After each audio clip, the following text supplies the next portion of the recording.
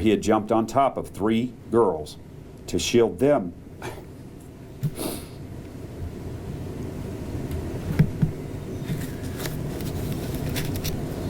I was shaking him, trying to get him up.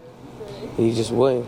A lot of guys hurting, a lot of guys looking for somebody to love on them. Brothers, coaches, an entire community mourning the loss of Fulton High School football player killed trying to protect others in a senseless shooting. 2 people are dead, a third is in the hospital, all of them victims of what police call gang violence. Good evening, I'm Amanda Hara. And I'm Alan Williams. Ted is off tonight. 1 man is behind bars after 3 different scenes in the span of a few hours just a few miles apart. The first one, Dallas Street, a woman, Lisa Perry, shot in the back. Then a couple of hours later, shots were fired on Badgett Drive, a 15-year-old boy killed. Finally, around 2 o'clock this morning, a third shooting on Natchez Avenue. A car crashed into an apartment and inside, a man shot to death. 15-year-old Fulton High School football star Xavian Dobson was killed in the second shooting of the night. Police say the sophomore died while protecting 3 girls from gunfire.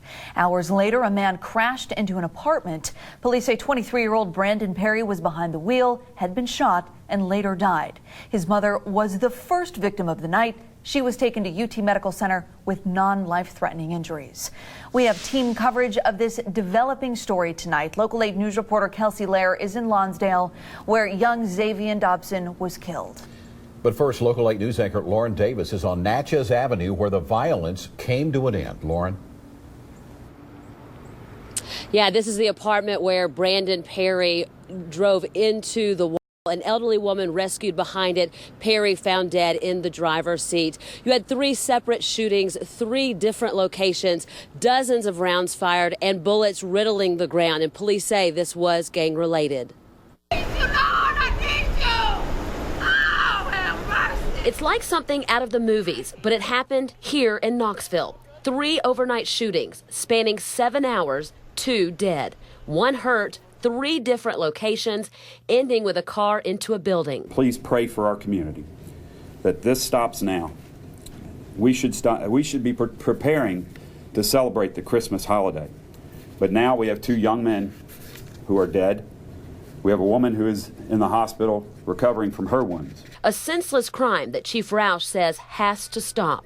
We will be deploying additional resources starting this afternoon, this evening, for the next several days in these neighborhoods to prevent further violence. But we really do plead with our community to step up and to stop these acts. Mayor Madeline Rojero says that she's been on the phone with other mayors trying to come up with a solution to this violence. These are our children that have been involved in this. There are no easy solutions, but it's something that we have to continue to work on. Recommit ourselves to working with all of our kids in our community to make sure that they have the opportunity for safe and healthy and hopeful lives.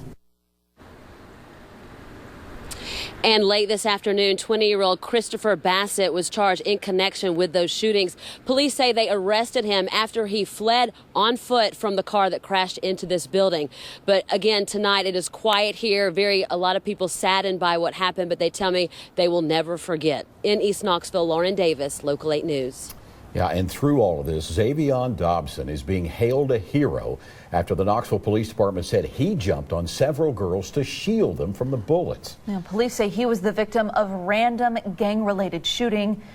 He was only 15 years old. Local 8 News reporter Kelsey Lair joins us from his neighborhood, where she's now learning more about his life. Kelsey. Well, guys, to those who knew him best, they say the actions in his final minutes of life just don't surprise them. They say he was a good guy who genuinely cared about the welfare of the people around him. Fulton High School had grief counselors on hand today for anyone who needed to talk. Coach Rob Black held a team meeting where Xavian's teammates could come and grieve. Coach told me about 75% of the team showed up, a lot of them in tears and hurting right now, as you can imagine. Friends and coaches described Xavian as a funny guy and a natural-born leader. We spoke to his brother today, who says football was one of the most important things in Xavian's life. And even though he was only 15 years old, Coach Black says Xavian lived a life of success.